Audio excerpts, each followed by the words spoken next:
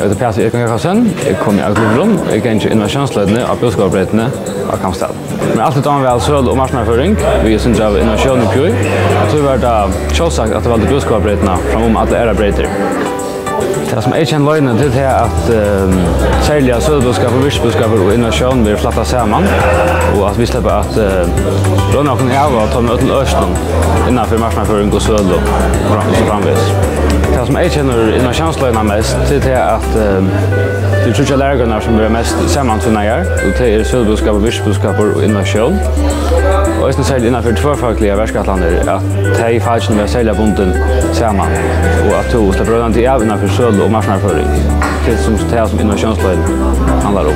Det här lärarna som är bäst, här är det nog södbúskapur, virksbúskapur och söva. Jag var inte helt säker att jag kommer att bruka de anbuden som jag lär av Búskaparbreytini. Särskilt om min starve som jag har nu, jag har långt brukt flera av de anbuden som jag har lärt. Och i just det att de som jag kommer att lära för i östna bruka under framtida starve.